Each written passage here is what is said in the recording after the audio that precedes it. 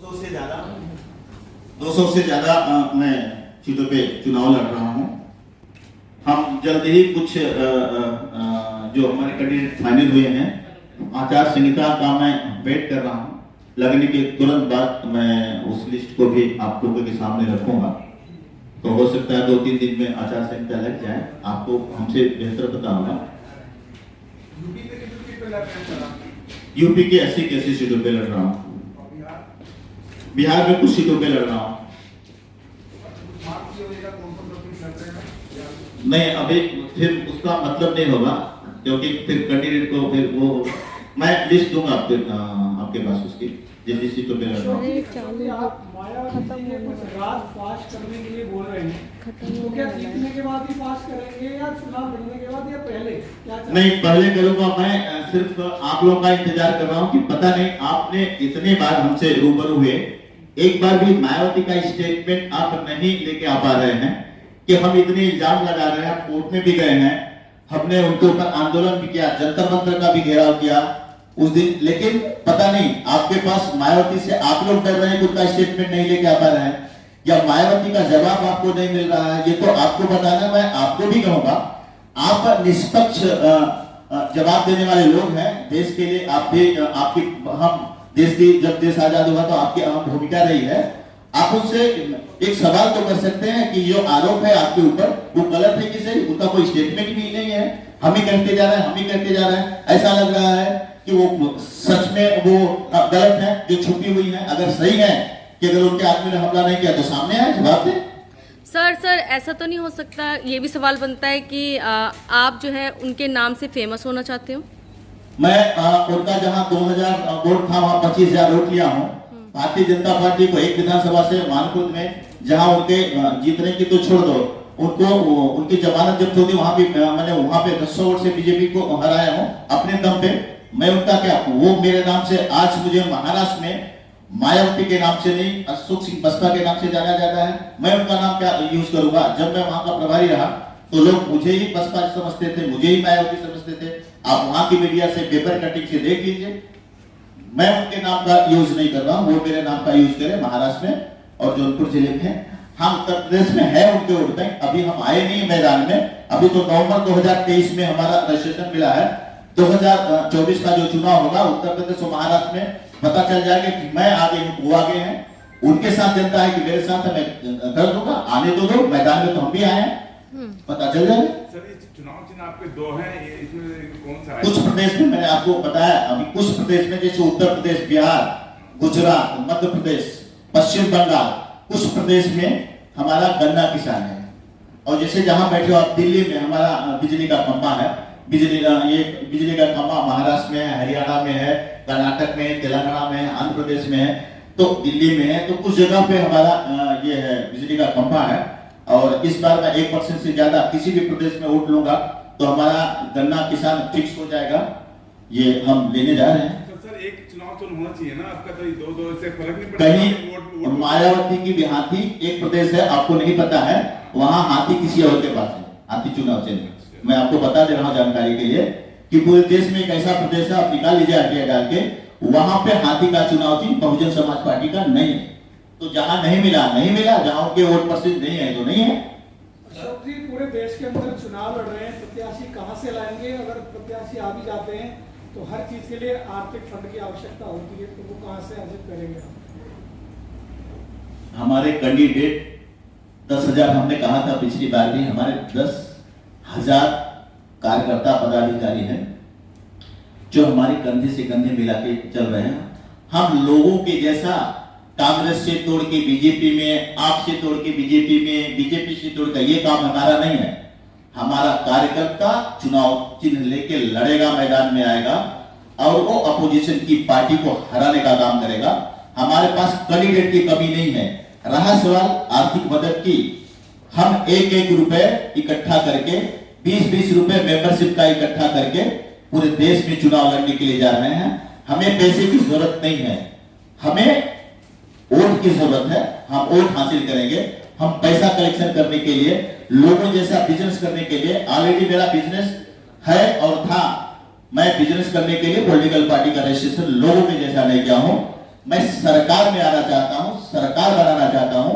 जो हमारा एम है, जो हमारा मुद्दा है, जो हम कई बार मीडिया के सामने कह चुके हैं कि हम करना क्या चाहते हैं देश के लिए। हम लुभावने भाषण नहीं देना चाहते, हम धर्म और जाति की राजनीति से लोगों को लुभाना नहीं चाहते।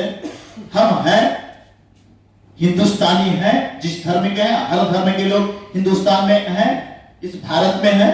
देश के आजादी की लड़ाई में सभी धर्म, सभी जाति के लोगों ने मिलकर देश को जिताने का काम किया था। जो महापुरुष थे उनकी सोच ऐसी नहीं जो आज लोगों की सोच है। जो आज के नेता हैं, जो आज की पार्टियां बनाए हैं, जाति और धर्म के नाम से लड़ रहे हैं, सबकी पोल मुझे पता है। नोटबंदी में क्या हुआ था, किसके पास कहां से पैसे आए थे, ये सब हमको पता है। हम भी 5 बार का चुनाव लड़ चुके हैं। तो हम स्वच्छ राजनीति करने के लिए आए हैं, धर्म और जाति से परे होकर राजनीति करने के लिए आए हैं। इन मुद्दों पे हमारा कैंडिडेट चुनाव लड़ेगा और लुभावने भाषण पे चुनाव नहीं लड़ेगा कि मैं गंगा मैया में जाके स्नान करूं। मैं तो गंगा मां का पुत्र हूं।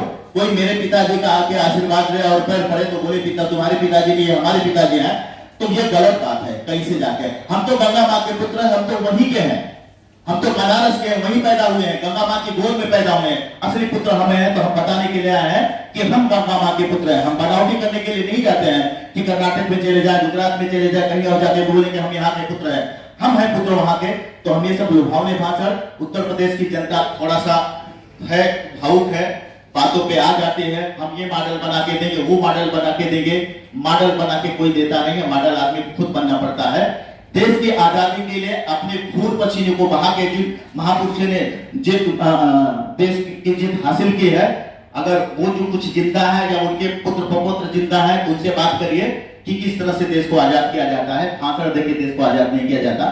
तो मैं उतर रहा हूं मैदान में राजनीति करने के लिए, देश को आजाद करने के लिए। जो देश हमारा आजाद था, आज भी हम कहीं न कहीं से देखते हैं कि हमारा देश पूरी तरह से आजाद नहीं है, तो उसको आजादी दिलाने के लिए मैं इस मैदान में आया हूं। युवाओं के लिए क्या रहेगा आपके मैनिफेस्टो में सर? हमने पहली बार उसके पहले भी बोला था कि लोगों का आज जो सरकार है वो कहती है कि 80 करोड़ जनता को हम मुफ्त में अनाज देते हैं। अरे मुफ्त में अनाज देने की हमको जरूरत नहीं है। हम कम से कम हमारी जब सरकार आएगी 1 करोड़ जनता को, 1 करोड़ नवयुवकों को हम रोजगार देने का काम करेंगे। पिछली सरकारें भी ऐसे कह करके वोट ले गई, आप पे कैसे विश्वास करेगी जनता? हम आए हैं, कह तो रहे हैं, हम तो आए हैं। हमें भी देखिए, हमें भी जनता देखेगी। जनता को सब पता है कौन कैसा करता है, सिर्फ उतरना चाहिए। लोग डरते हैं।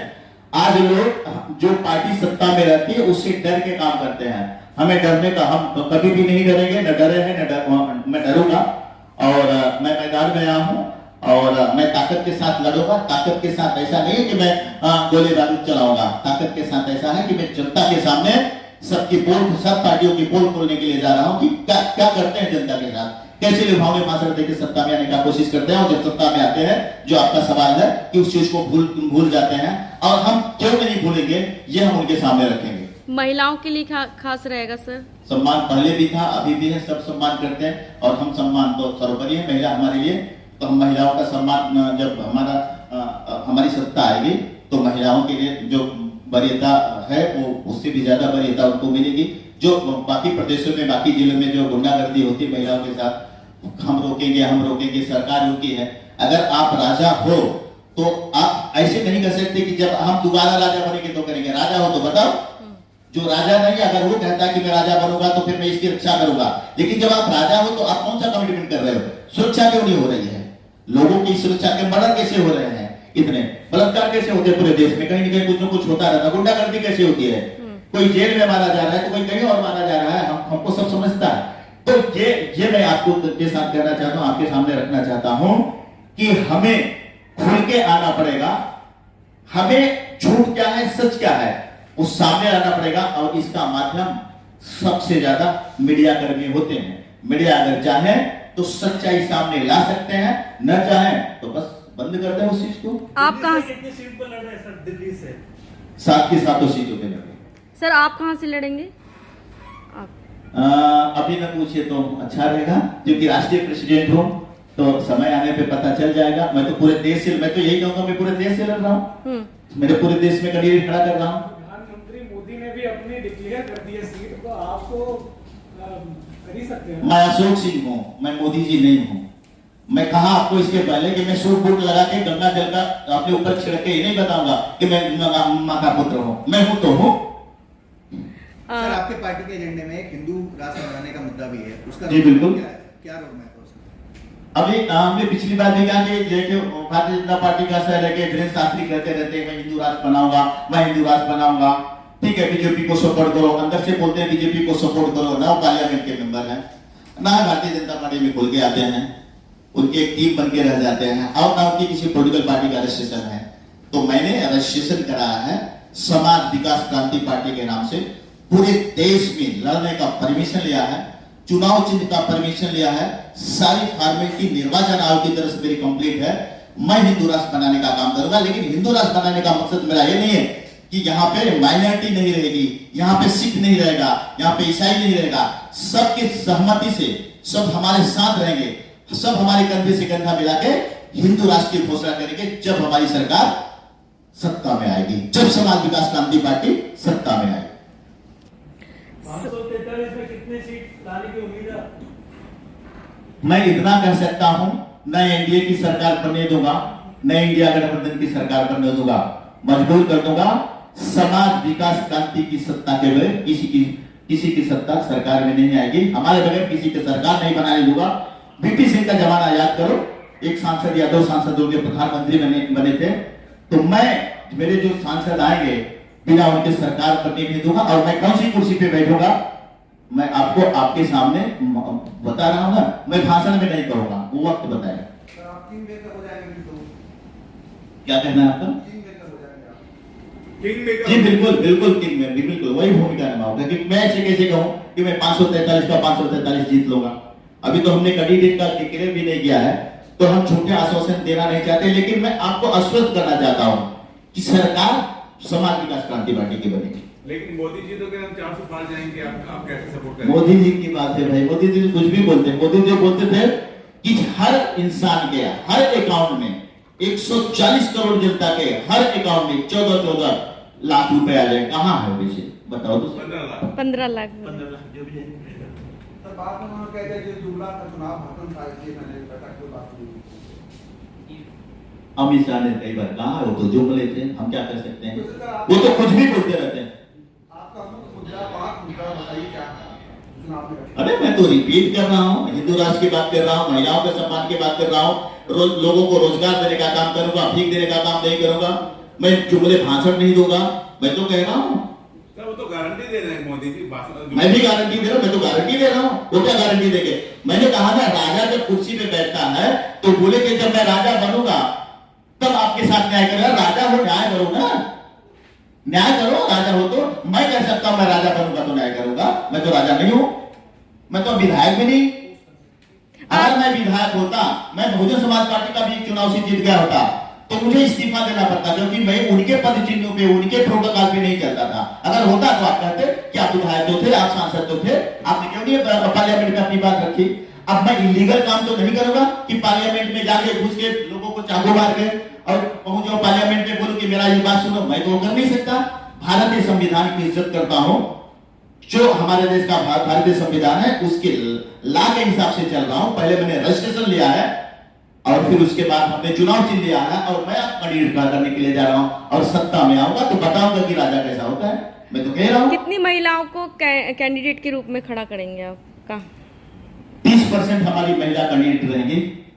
हमारे जितने कैंडिडेट रहेंगे उसमें 25 से 30% हम महिलाओं को खड़ा करने के लिए जा रहे हैं। हमारा फिक्स हो गया, कुछ महिलाएं हमारी फिक्स है, हम महिलाओं को खड़ा करने जा रहे हैं। चलो।